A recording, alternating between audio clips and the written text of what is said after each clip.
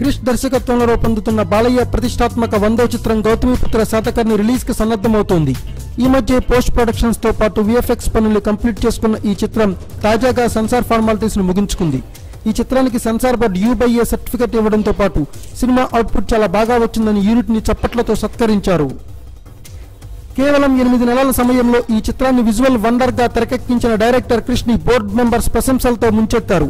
అలాగే బాలయ్య తనని తాను పూర్తిగా శాతకర్ణి గెటప్ లో మార్చుకున్న విధానం, చూపించిన నట విశ్వరూపానికి ఫిదా అయ్యి హ్యాట్స్ ఆఫ్ చెప్పారట.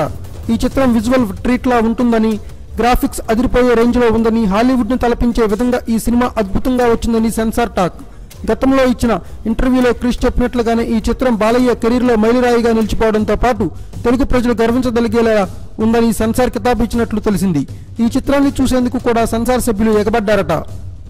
బాలయ్య ల్యాండ్ మార్క్ 100వ మూవీ కావడం, హిస్టారికల్ నేపథ్యంలో తెరకెక్కడం, అలాగే చాలా కాలం తర్వాత తన మైల్ స్టోన్ 150వ మూవీతో రీఎంట్రీ ఇస్తున్న చిరుతో తలబడుతుండడంతో శాతకర్ణి ఎలా ఉంటుందా అని చూసేందుకు బోర్డులో సెన్సార్ సభ్యులు చాలా హంగామా చేశారని తెలుస్తోంది. చివరికి సినిమా చూశాక కళ్ళు చెదిరే రేంజ్ లో ఉండడంతో పొగడ్తలతో ముంచెత్తారని చెబుతున్నారు. అటు ఖైదీకి ఈ రేంజ్ లోనే రెస్పాన్స్ రావడంతో ఈ రెండు సినిమాల మధ్య బాక్సాఫీస్ వద్ద భీకరమైన పోరు తప్పదని చెప్పుకుంటున్నారు. Thanks for watching. Please subscribe our channel.